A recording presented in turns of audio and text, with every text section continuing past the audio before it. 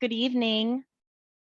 Good evening, everybody. I'm Denise Siebert, Dean of the College of Health and Human Services, and I want to welcome you to the first ever Top Dog interview. We are so excited to have with us this evening Miss Lisa Casarez, a two-time social work education alumna and an inspirational leader here in Fresno. March also happens to be National Social Work Month, so the stars have definitely aligned this evening. First, a few comments before we get started. To ensure that you have the best viewing experience, set your screen to active speaker view. Please stay muted during the event, and at the end of the interview, there will be an audience Q&A time. You can then use the chat function to submit your questions, or if you'd like to speak, to place your name in the chat and we will call on you. There will be live captioning of the event on the bottom of your screen. Hopefully you can see that now. If you have any technical questions during the event, please address them to Beth, and she is noted in the chat as one of our hosts. That's Beth. And now it gives me such great pleasure to introduce the woman of the hour and our 2021 top dog of the College of Health and Human Services, Lisa Casarez.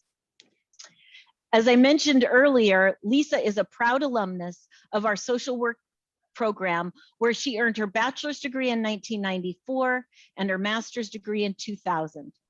She is currently the founder and CEO of Angels of Grace Foster Family Agency, which provides emotional and physical support to children placed in foster care, as well as a wide range of services meant to help children grow in mind, body, and spirit.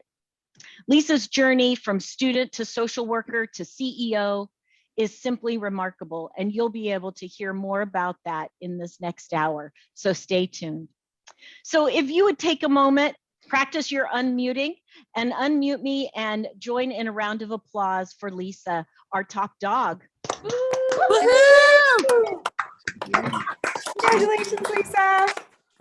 Thank you. Now make sure to keep yourself Oh, muted so that we can enjoy the program as best as possible and not miss any of Lisa's wisdom. I've had privy to some of her wisdom, and there is much to be shared. For now, I'd like to introduce you to our esteemed interviewer this evening, Alison Garibay. Alison is a junior majoring in social work and is also the Associated Students Incorporated Senator for the College of Health and Human Services. She essentially serves as our student voice for the college and advocates for her peers on issues and policies that affect them. This is definitely the perfect role for a future social worker. Alison is a native of Chowchilla, and aside from Fresno State, is heavily involved with the American Heart Association, an organization close to her heart. She is wonderful, and we are so lucky to have her this evening. And so please join me in a round of applause for Alison. Yay, Alison. Thank you, Alison. So on that note, I will turn it over to Lisa and Alison to share with us some of this wisdom. Thank you, Dean Siebert. I'm so excited to be here, and I'm so excited to have Lisa with me as well as we go through her journey through this hour and learn from her immensely what she has gone through. So with that, I would like to start with our first question. Lisa, would you mind giving some insight into young Lisa and what were her dreams? Wow, I'm 57 years old, so that's going a little way back. And it's really, Alison, it's just a privilege to be sitting here with you. I was a Senator at Large #4 when I was a student at Fresno State. So I'm excited about your journey as well. And it's just really an honor to be here amongst my wonderful social worker friends and family that I get to share. You know, we're here in my life, 57 years today, but there was a journey when I was younger, and in my journey, I never in a million years thought that this would be where I'd be today. You know, we all have dreams, and we have things that we look forward to, and a lot of our dreams are designed by our experiences as we're growing up, the culture that we grow up in, the families that we grow into. And so the family that I grew up into and the dreams that I had were basically what I felt most people had, which were to get married, have children, and be a wife. And that was basically my goal in life. And I achieved my goal at 18 years old. I was married and had a wonderful big wedding. It was phenomenal. I had 16 couples and we had all the bands and the chile mole that most people really enjoy having at their weddings. And the wedding was beautiful. And it was really my goal in life. I felt like I had achieved it. It was my fairy tale marriage and wedding. And so I was really excited about being able to meet that goal in my life. Unfortunately, the goal turned into a nightmare a few months later, and I ended up in a very challenging situation. I ended up in a lot of domestic violence. And so the dream basically became a nightmare. And so, I decided I was going to make it work. And many of us in a place where we feel that it's our obligation to make things work, to fix things and make our family lives the best we can was my goal. And so at that point, I did everything that I could possibly do to keep this marriage intact. I stayed thin because, that was what I needed to be. And my house was always clean, all the things that I thought I could do to fix and keep that a good situation. And then I invited children into this journey. So I started having babies thinking that would be a way to fix it. And unfortunately it did not. And so I ended up in a different journey. Wow, just speaking on that, of course, what the women's role was, especially a long time ago and wanting to get married. My grandmother got married at 14 and she had children. She had 6 children starting at 14 and raised them all the way up till she was in her mid 30s. And that's just a strong statement to you as an individual. So I'd like to segue to, you've publicly spoken about being in an abusive relationship. If you're comfortable discussing it, could you tell us about the impact of this experience?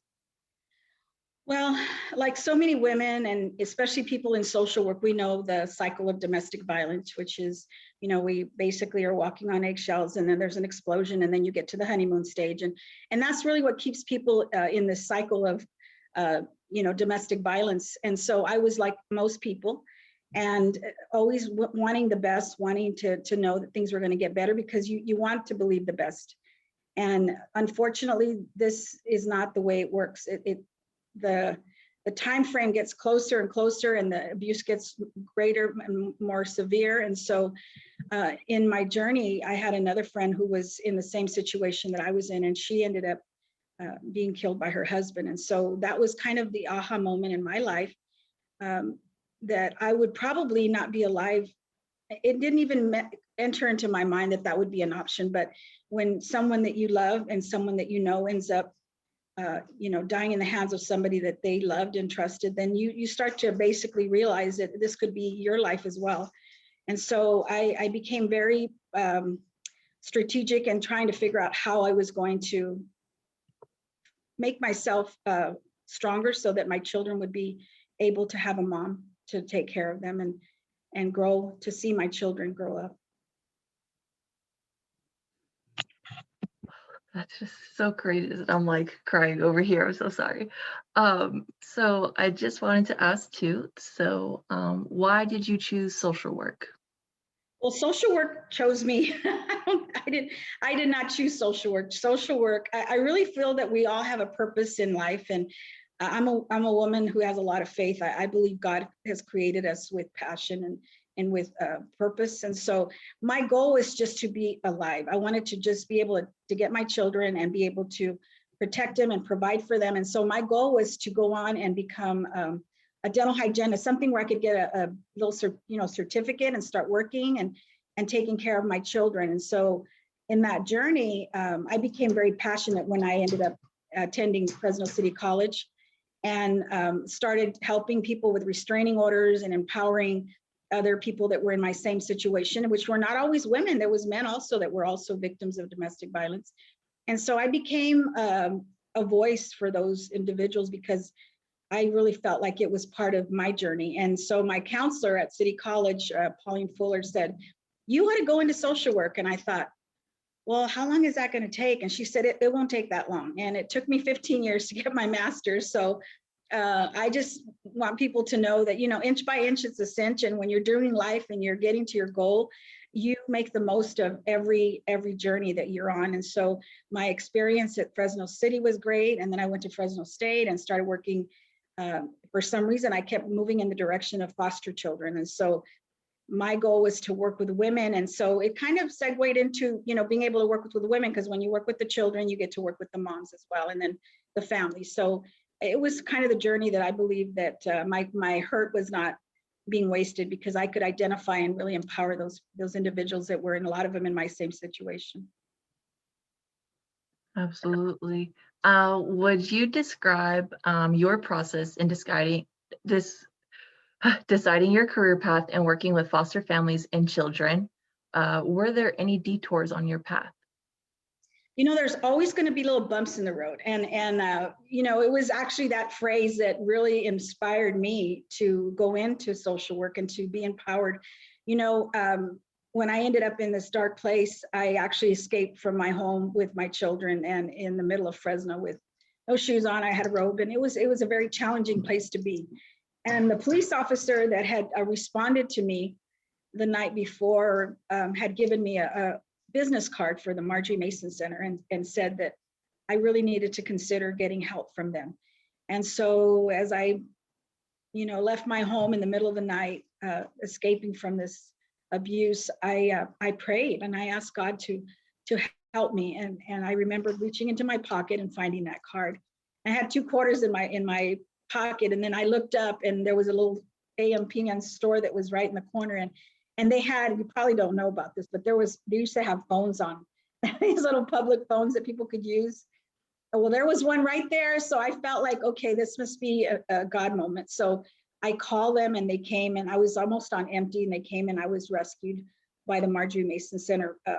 I say they were human angels. And so I was able to go on and get the help that I needed, get the shoes on my feet, and just feel like I was human, like I was going to be okay, that this was just a little bump in the road. And in that journey, I ended up going to the hospital, and there was a nurse that was there, and she was helping people coming in on an emergency basis, and my children were being cared for. So I was waiting and waiting on my gurney. And in that journey, this wonderful, beautiful little, she looked like a butterfly. She was just, you know, moving around and helping people coming in from, you know, ambulance, you know, that were in accidents, and she was helping them. And then she'd come up to me and she would tell me that I was beautiful, that she really felt like, you know, she needed to help them first, but I was important. And then she'd go off and come back, and just, you know, there was a time when she stroked my hair and told me how beautiful I was, and that this was not my fault, and this was a little bump in the road, and we were going to get to the other side. And she just really inspired me to feel like I had value, that I mattered, and that this was not something that I had to live in. I could get out, and I could be a person that was not living in this kind of a situation. And so she went off, and I never saw her again. But you know, those moments that she spent with me, and she looked into my eyes. There was a time when she was checking my tonsils, and her eyes were just like so close to mine. She had the most beautiful blue eyes, and it was almost as if her soul was pouring into my soul. And I grabbed it, and I just felt like this was a time for me to feel like I had value. And it was in those moments that I feel that God put her in my path. And so it's so important that even when we're doing our jobs as social workers and as nurses or teachers, that we take those moments to really look into people's hearts and souls and speak life into them. This woman spoke life into me. And when I felt in my moments that I could not make it, I remembered her telling me how beautiful I was and how valuable I was.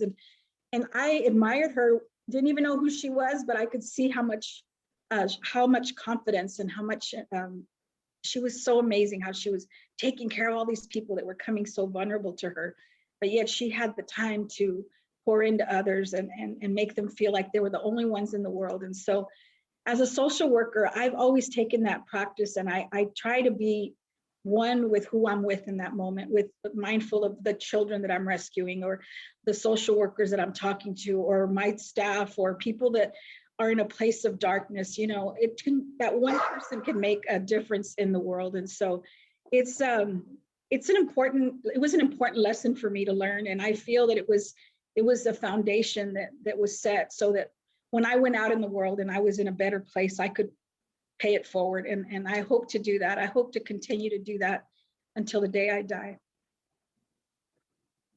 That's amazing. You are just such an inspiration, and I hope to one day be a social worker just as beautiful as you and as courageous as you.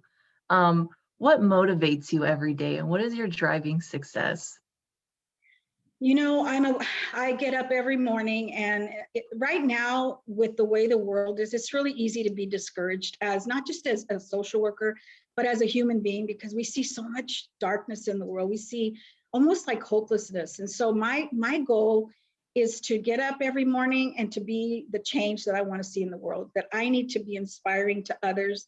I need to be that light. You know, if you're driving and you see a little light in the dark, that little light can ignite hope. And so my goal every day is to be that hope, the change maker. I mean, me being a social worker, me being in a place where I can, you know, help children and go into court and speak on behalf of families, and people listen to you. When you have a degree and you are educated in social work, you have been given the privilege of being a change agent to these families. You know, you can be a blessing or you can be a curse. It's really a matter of, what is my heart telling me? How do I need to do this? And we will be held accountable.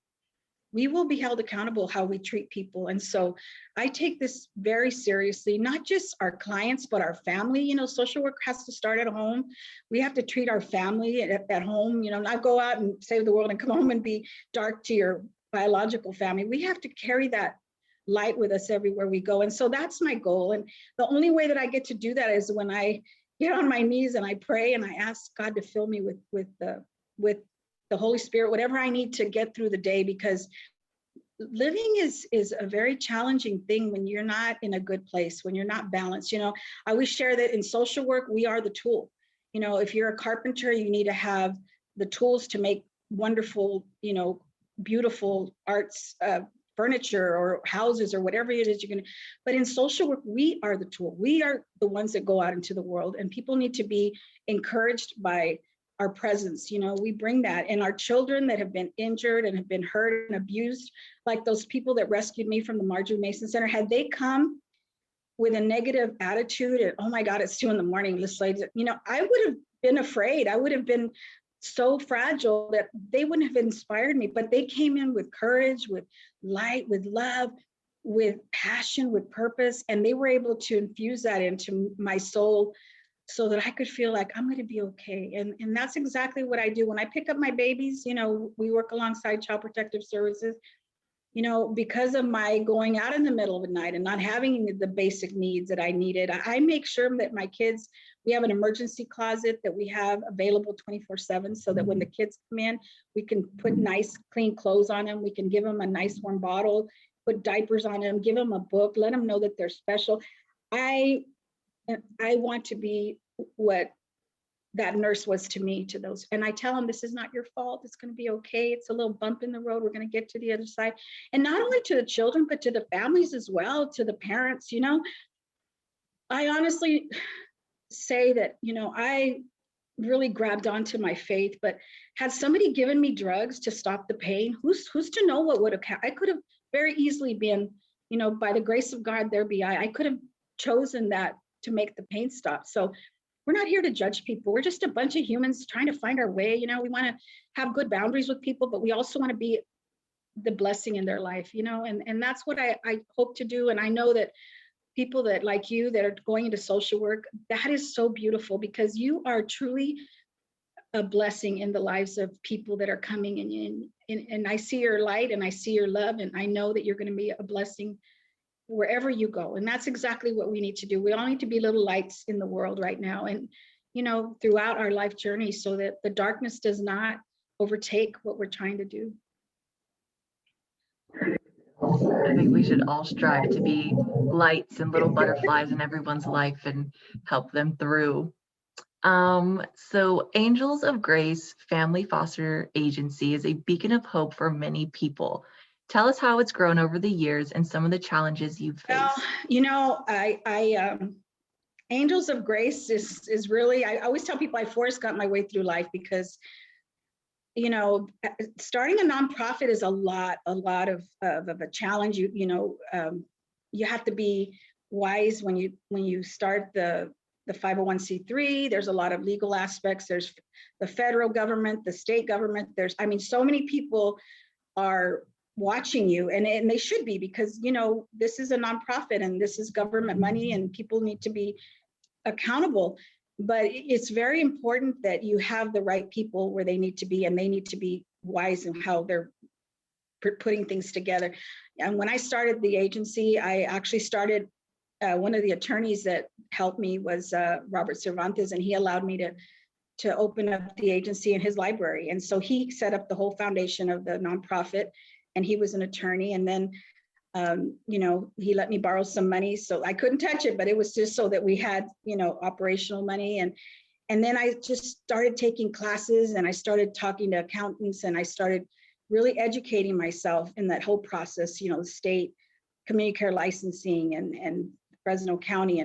And you do make a lot of mistakes, and you know, you learn from them, and you get up and you keep going forward, and you don't do them again. You know, you try to make sure that you're always doing the things right. And right now with this whole COVID, we have CDC regulations, we have all this new stuff we're having to learn, and we're doing it with excellence because we're so blessed that we have a good team of, you know, community care licensing, the county. We all kind of come together, and everybody educates each other on how to move forward. And so none of this is done by myself. I'm one person, and I'm just one person in the scheme of so many people that come together to make a difference. And I'm just so blessed that I get to be, you know, the person that gets to motivate other people, my staff and families and things. But it really it's a huge challenge that that is very, very challenging, but we constantly have to educate ourselves. We can't just get our degrees and just, okay, it's over. No, there's all kinds of regulations, Title 22. I mean, we're constantly having to, you know, revamp how we're providing services, and we do the best we can, and we just do it with our full heart, and we stay balanced, and we stay in a good place so that we're not burned out in the process. What was it like building your own nonprofit, Angels of Grace Foster Family Agency? Where did that idea come from? Well, you know, when I started working I did my internship at Child Protective Services, and I was actually in emergency response. And I really feel it was part of the plan, because my wonderful mentors, which many of them have retired now, but they continue to be my friends. You know, we would go out and we'd rescue these children, and I'd say, okay, where's the diapers in there? Where's this? And they'd say, we don't have that. But when you grow up and you start an agency, make sure you have all that. And it was kind of a joke, you know?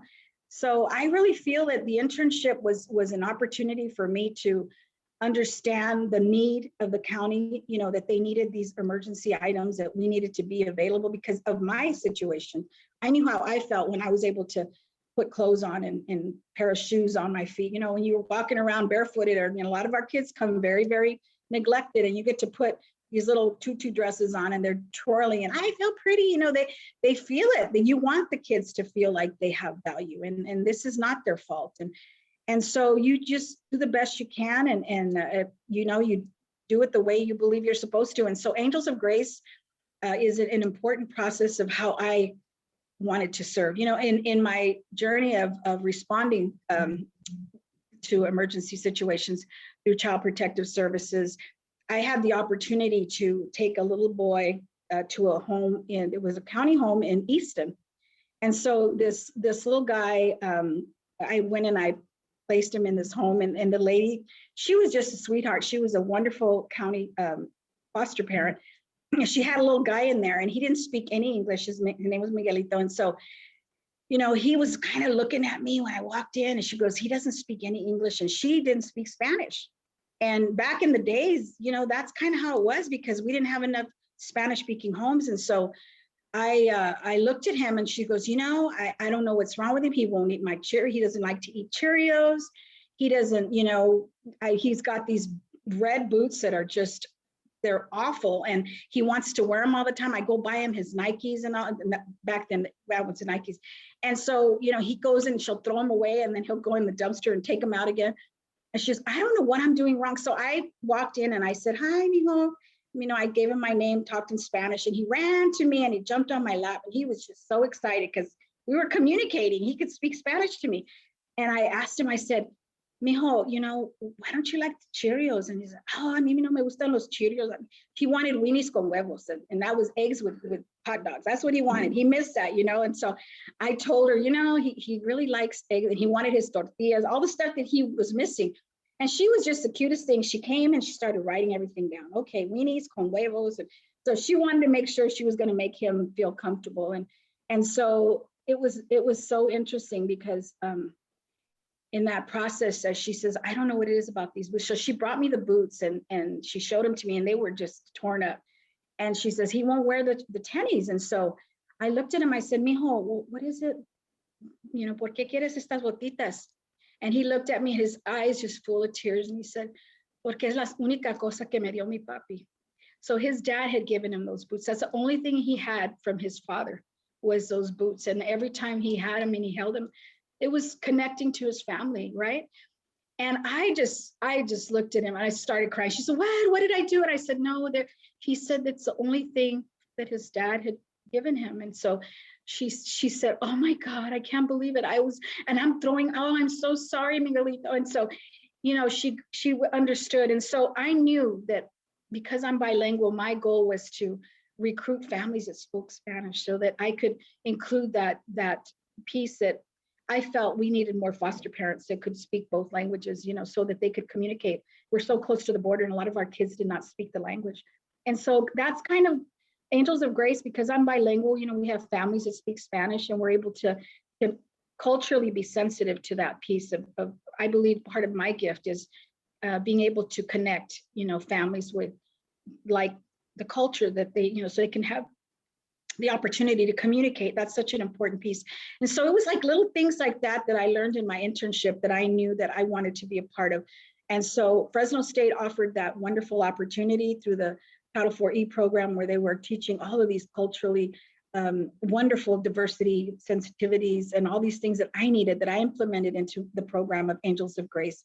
I wanted families to feel that we were supporting them the best way I knew how, which was being Hispanic was my gift for them, for that piece of being able to make a difference in the world in that way. I think cross-cultural competency is one of the most important aspects of social work that we can have, and teachers we can teach and learn, especially going to our field. And I'm actually half Mexican. I am Hispanic as well, but I did not grow up learning Spanish. I knew it when I was younger, but my grandparents were farm workers and they migrated to different areas and I was never able to stick with it, unfortunately. And I think that's one of my personal downfalls of going into social work. But I have another question. You've made a huge impact in our community. Is there anything else you're hoping to accomplish personally or professionally? Wow. I'm humbled that you would say that because I don't see myself as I'm just one person in a group of a bunch of wonderful social workers and community. I think we make an impact together. I would love to think that we've all come together. We're like little dots that we've been all connected to make the world a better place. And so I'm just trying to find my way every day. You know, we just don't know what tomorrow's assignment is going to be. Today, you know, my assignment is to be here, hopefully making a difference to future social workers and my friends who have inspired me. I have so many people out there. Whew. And it's been about people loving each other and helping you get through this journey, you know, and it's not always people that you're born into. You know, my family it wasn't about, you know, education wasn't like, wow, you know, that's no, but I had friends that were educated that knew how important that was to me and that would help me with my children so that I could go to classes and so that I could do my homework and do my internship. So it's really, for me, it's been a community. It took a village to to help raise this social worker. It's not anything I did on my own. It's been a community effort. And so I'm privileged and I'm blessed to have the opportunity to be named Top Dog of the Year. I mean, that to me was an amazing, humbling experience, but it's a collaboration of all the people in my life that have helped me to reach this goal and to continue to provide services and to help me to live a life that I get up every morning and I'm just so excited to live and to make a difference in the world. And it's not always easy. Being a social worker it comes with a lot of challenges. And I could sit here and tell you that, you know, the times that things have happened that I'm like, oh my God, how am I going to get through this? But you get through it and you keep moving forward and you don't lose your hope and you provide hope. And tomorrow's a new day and it gets better every day. You know, it's like it's like a journey that we're on, but we support each other through the journey and we get to the next phase. And hopefully we live our best life and we get to make a difference. And so that's my goal, is to inspire and hope in others. And one day when I die, I always say, you know, we're like handing out invitations to our funeral, and hope one day when I'm gone, people will look at my life and say, you know, she made a difference. And that's my goal, is to have, that's the truest blessing, I think, to have people smile when they think of you. No doubt that you have made a huge impact on many people's lives. And I bet that everyone in your life is just so thankful to have you. And obviously you're such an inspiration to everyone. I hope so. So let's see, I have another one. With the Top Dog Award, you're being recognized for your accomplishments as a community leader. What is your leadership philosophy? To be a servant leader. We have to serve in order and show people what it is to be a servant leader, because you know, when I started Angels of Grace, I was the janitor, the secretary. I was a social worker, the supervisor. You know, it was just me and God. I would say it was the two of. And so you do what you got to do to get the job done, and it hasn't changed. You know, if you have to go and change the baby, you know, then you change the baby. If the baby spits up on you, then you clean it off and you love on the baby. And we have a clothing closet, and the clothing closet, you know, that's a really challenging part of the work we do. We have to go in there and get the clothes and put it away and get it all organized. And it's not easy, but we do that because that's an important part of the social worker. And then you know, I always say this, there's a saying that I say is, if you want to win, you do what's important now. So if you want to win the game, you got to do what's important now. So in this moment, my goal is to connect with people and make a difference in my life journey. And if there's anything that I could say to be an inspiration. And then in a couple of hours, my goal will probably be to make sure I have clean clothes for more. So you just do what you have to do, but you do it and you enjoy it, because we're blessed. We are so blessed. I went to Nicaragua with my Rotary, and I just could not believe the challenges of people that don't have, you know, the things that we have, like running water and toilets and things like that. And, you know, I remember that when I come home. I think sometimes we forget how blessed we are in this country, and going to third world countries and trying to make a difference. And people are so grateful for the littlest things. And so every morning I get up and I'm just grateful for the water, for the electricity, for all the things that we have. We just cannot forget and become so comfortable in our journey that we forget, and we don't do what we need to do to be grateful for the things that we have, because we might not have them tomorrow. I mean, so we need to enjoy them today and share them with others and be a blessing. What advice would you give social work students today? First of all, I would like to commend them, because social work is a calling. It's a high calling. And I would just want to let them know that in social work, we have so many areas that we can go into. You know, social workers can go into education, they can go into working with children, they can go into working with the elderly. There's such a wide variety of opportunities to be able to serve. And so I would recommend that they take the moments to go in and do their internships in different areas of social work, so they can find out if it's a good match. You know, I always thought I was going to work with the moms, and for some reason I kept coming back to working with the foster children. And then I realized this is my niche, and because of my hurt, I was inspired to be able to make a difference in that. God didn't waste my hurt. So being able to make sure that they had their basic needs met when they came in, even if they were only going to be with us for a couple of days. And then a lot of times these kids come and guess who gets the babies? Grandma. Grandma's going to have 5 children and she's probably not going to get a lot of help. So my goal is to help grandma, inspire grandma, give her what she needs, car seats, whatever. And we're able to do that because we have those, we have our clothing closet and people are donating wonderful, wonderful things. So, you know, because I know how important it is to have being a single parent and those wonderful things of needing, you know, the basic needs met. It's important that we be a blessing to them. So definitely, you know, look in different areas of social work and take care of yourself. Don't burn yourself out because it's okay to say no. You don't have to say yes to everything. And I know because sometimes we want to just be a blessing everywhere, but you have to know your boundaries. You have to know your limits. And I always take a deep breath. Okay, let me pray about that. But I'll get back to people. I used to say yes to everything. Yeah, I can do that. I can do that. And then at the end, I was running myself ragged. And then I remembered I have kids at home. So different journeys have different, you have different things you can do. You have little kids and your journey right now is going to be to take care of your children and then maybe work part-time, whatever you need to do, because we don't get do-overs with our children. Once they grow up, the boat has sailed.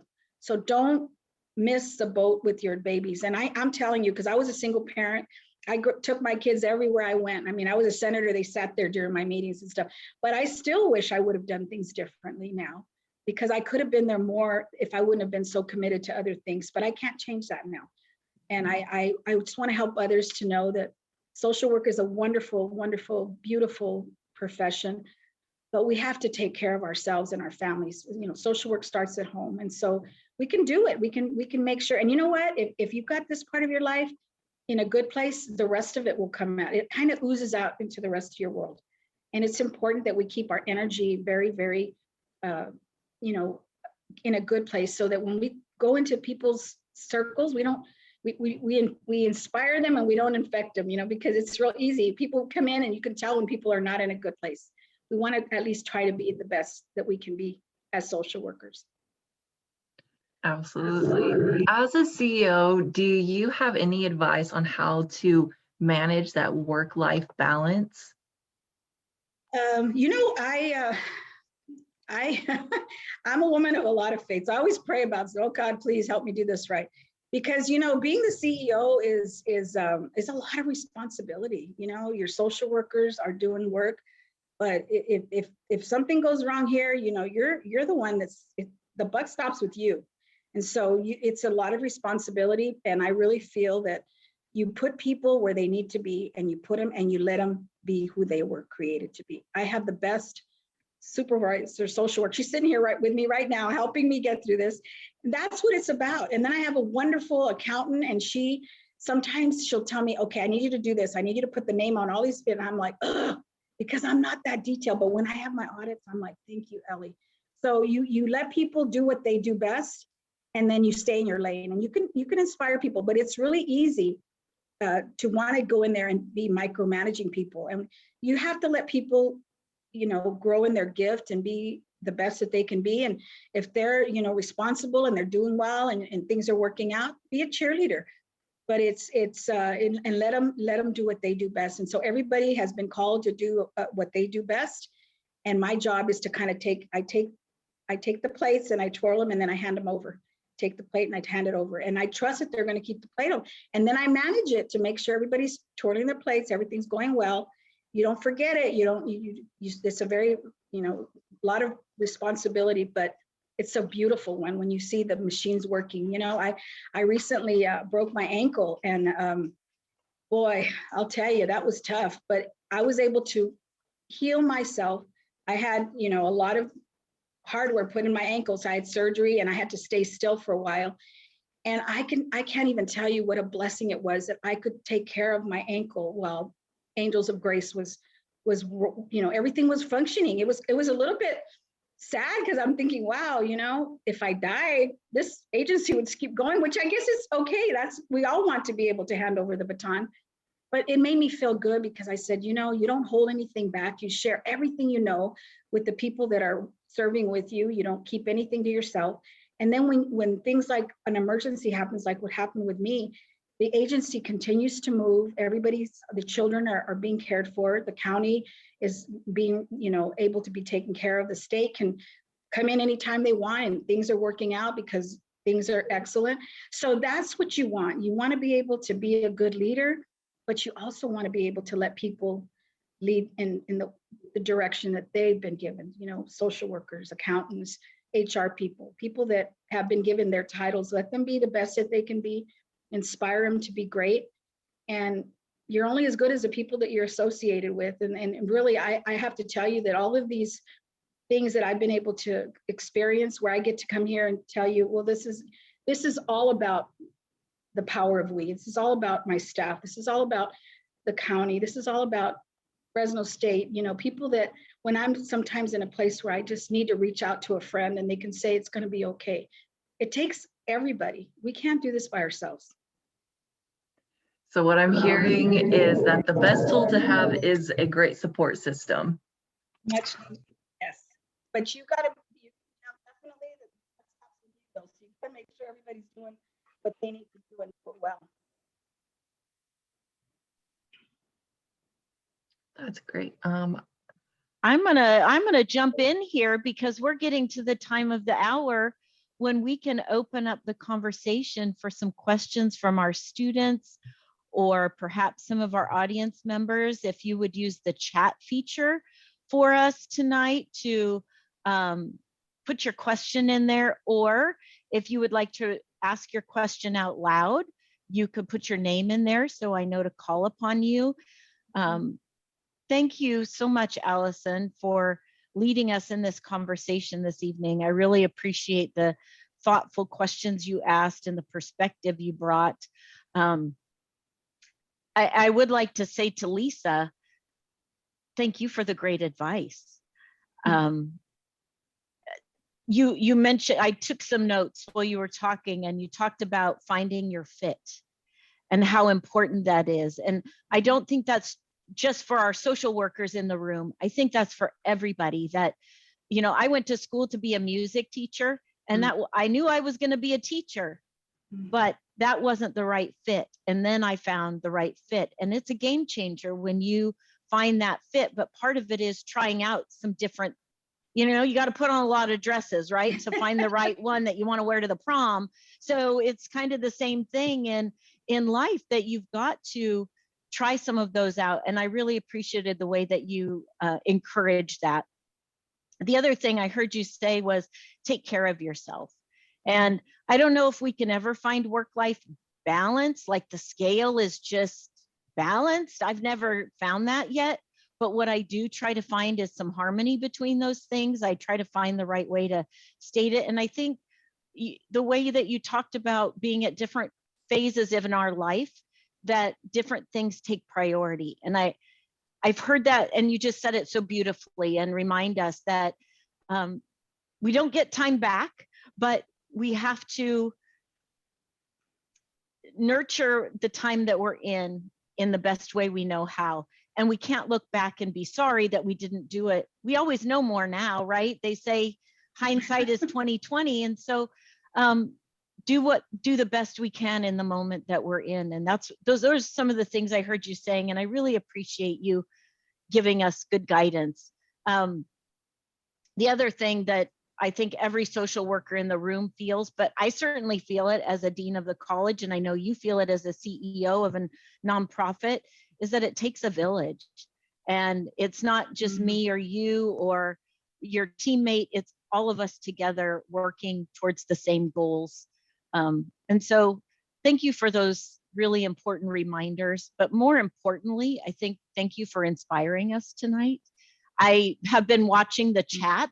I doubt that you have. Well, the two of you have been chatting, but there is a lot of inspiration being spread around here tonight, and people are really grateful for your willingness to sit down with us and inspire us in as personal of a format that we can have right now. So thank you for that.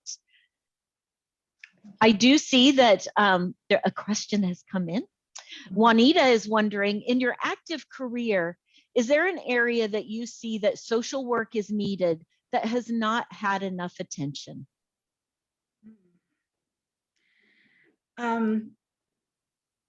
Social workers, we're pretty awesome. I mean, that career is pretty amazing. We're pretty flexible. I know that whenever I feel that I can't, or I don't know what to do, I can call my colleague and my colleague can give me some advice. So right now I've been seeing with a lot of our kids that we're getting, a lot of them are vaping. And I've been telling people, we need to have some more, some type of recovery for that, because our kids are getting caught up in that dark place, and it's very addicting. And so I haven't seen enough recovery programs for kids. I know that they have different things for drugs and stuff, but nobody's really looked at vaping as something that is addicting, but I'm seeing it with our kids. And so I really feel that would be an area that we could probably get some wonderful programs to help our teenagers with that horrible addiction. Well, and in my world, we talk about tobacco as our gateway drug, and is vaping tobacco. It's about us all finding a new language too, because now it's nicotine addiction. It's not tobacco addiction any longer. It's all the other things that go with this vaping. I really appreciate you bringing that out, because with kids doing that, they're really marketing our children, because they bring it in tutti frutti and all these different flavors. Oh, it's not a big deal, Miss Lisa. It is a big deal. And then when they're like, they can't get off of it and they're starting to feel anxious when they don't use it, I see it. It's a drug, and so it's very challenging that that the media has been able to do this and market our kids like that. I think it's very sad.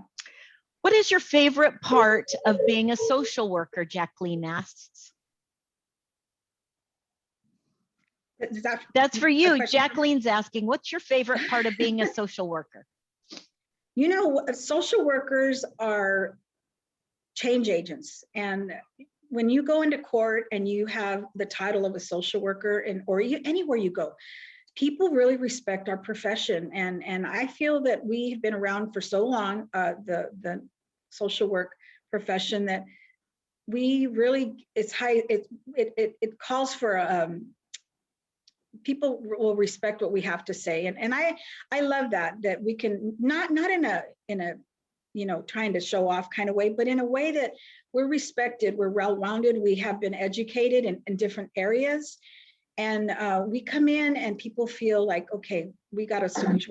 We're gonna find a solution to this. So I really appreciate. I think it's a beautiful profession, and I love telling people I'm a social worker. It really feels good to my soul. It is an important profession. It's a change agent, as you said.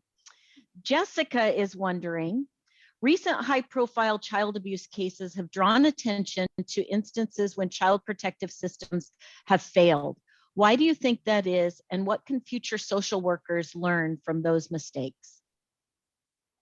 Well, there's such a huge amount of, let's take Fresno, for example. We have so many issues that we're coming against. We're considered the meth capital of the world, is what they say. And we have so many areas that we have challenges in.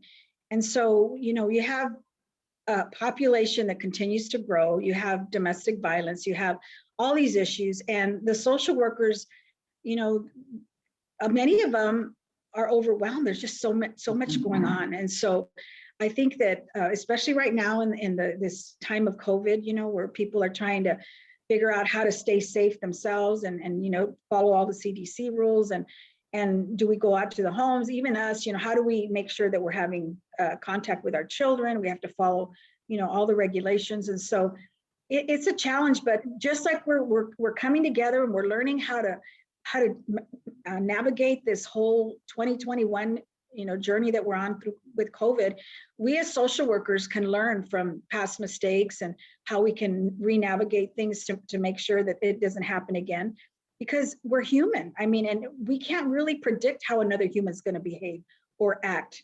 And so it's not like, we can just go in there and say, oh, no, we can't. we do the best we can, and then we kind of work with the families, and we hope that things don't happen that are going to cause injury or we're going to make a mistake. But we're human, and sometimes things happen and we learn, and it's really it's unfortunate, but it's part of this journey that we're on. And you know, we're running to the situation. Most people are running from things that are scary, but we as social work, we're running and we're rescuing. And so in that moment, you know, we got things that we're just all our goal is to protect the children and to protect families and to help families. And so it takes a lot of balance. It takes a lot of wisdom. But once again, we don't know how that other person's going to respond or react, because a lot of them might be in a place where, you know, they might be on drugs or something like that. So we do the best we can. And I just don't want to discourage people from going to social work, because you have more positive experiences than you do negative. For sure. Any last questions from our audience for Lisa as we wrap up our evening? I have one. Great. My name's Marianne. And Lisa, I know that with your work, you don't have an 8 to 5, you work around the clock. And given the levels of stress and trauma and, you know, that you, your families face, what do you do in terms of like taking time for yourself that will bring joy and laughter? Like, can you remember the last time that you had a good laugh? You know, because sometimes that's the love and laughter that, you know, we often need to keep us going with some of these situations that, you know, we face with families. So what is that one for you that you can go back and have that hearty laugh or have a good memorable moment to reflect on? You know, I'm always laughing. I get in my car and I put on Selena and I'm dancing, and I go to my staff, and, you know, I come home and I watch funny shows, and I get up in the morning and I cast my cares onto God. I say, Lord, here, take them. And I've learned to be balanced. I'm very blessed to tell you that, you know, there was a time when I was 24/7 responding to CPS and stuff. And I'm 57 years old now, and we have a staff now that I don't do that a lot anymore. They're the young ones. They're the ones taking the phone and making those calls. And it's been so wonderful to delegate and to have a life. And I've married since then. I was single for 31 years, and I have a wonderful husband now, and we're getting ready to go to Monterey. And so, you know, it's beautiful to share my life with friends. I was never lonely though. Even when I was single, I was in the community. I was, you know, involved in things that made me happy, like Arte Americas. I'd go to the plaza and I'd hear music, and, you know, and I love to do the washing machine. I dance to all Selena's music. And I mean, I really do. It makes me happy. And so you find what makes you happy and you do it. Even if you do it in your house while you're making dinner, put the music on, cause there to be joy in your home. And so that's how I do it. And I honestly have to tell you that, you know, that I'm a woman of faith. And so I say the joy of the Lord is my strength. And so I try to be joyful as much as I can, because I know that's where I get my strength from. And there's nothing worse than walking around, you know, with a sour look on your face. I'm a social worker, you know, nobody cares. You know, smile, even if you don't feel it, smile. Fake it till you make it, you know, smile. Pretty soon your brain will say, hey, this woman's smiling. What's so don't walk around with your, you know, making a sad face, because your brain will tell you you're sad. So sometimes, you know, and then if I need to cry, I come home and I have a good cry, and I go get a massage, because, you know, there's something special about getting a massage and having, you know, that human touch, and you just feel good about that. And I get my feet done and I get my nails done and whatever, you know, I need for my me day. And then I'm going to go this weekend with my husband. We're going to go to Monterey and we're going to spend some time together. And sometimes I just come home and I just, you know, we have a pizza together, or we do something like go for a walk or something. So there's a lot of good things in the world to celebrate. And even if you're single or you're married or find what makes your heart happy, you know, and then do it. I love to read. I go outside and read my book. I just go in and I go into that book, and I'm in another place in the world, and I'm in Paris somewhere or something, you know. So And then pick up the phone and call your friends when you don't feel like you're going to make it. You know, your friends are awesome. Sometimes I want to cry and I just called my friend Socorro up or my friend Mary or what. And I'm like, I just need you to know that I'm having a bad day. And you know, we have a bad day together. We share in the sadness and then we share in the gladness. And that's what humans do for one another. We can really enjoy our journey if we get these right people in our lives that make our life worth living. On that note, I would ask you all to unmute yourself and in your own way, help us celebrate our top dog for 2021, Lisa Casarez. Hey, Lisa. Thank you, Lisa. Thank you, Allison. Yes, thank you Thank both. you, Allison. Thank you for all the wisdom you shared with us tonight. I had people private chatting me. I had people group chatting, and it just is everywhere. The inspiration that you gave us this evening, the reminder to do what we love, to know that at different phases of our life, we will be on a different journey, and that's part of the journey, and it's good for us to do it in different ways at different phases. And so thank you for so many reminders. And thank you to our village for being here with us. I appreciate that because some of my village is here tonight. So thank you. But thank you, Lisa, for helping us dig into our heart and do heart's work, like you said, every day as we move forward. Yes. So with that, I wish everyone a wonderful evening. I thank you so much for joining us and for being inspired and inspiring us by the work you do. Thank you. Have a lovely evening. Thank you. Thank you. Thank you, Dr. Kapoor. Thank you. Good to hear from you. You are great. I love you, Dr. Good. Kapoor. You're my hero. Great. He was my professor. Great job, Lisa. Thank you. Love you all. Thank you, Mary. Thank you for joining us, Mrs. Castro. Oh, I miss all of you. You're doing great work. I'm so proud of you. Good to see Barry. Yeah. Wonderful, Lisa. Mary's one of my sheroes. We won't close you off. You can all sit here and visit a little Oh, bit. thank you. I'm going to add you to my tribe, okay, Miss Siebert? Hi, Thank you Lisa. all. Thank you all. I love you. Please do, Love Lisa. you. I feel I will share more with you another day, but you helped me see some important lessons in life. So thank Oh, you. That's what this journey's all about. Thank you. Yeah. Blessings to everybody. Love you. Bless you. Oh, hi. Corinne.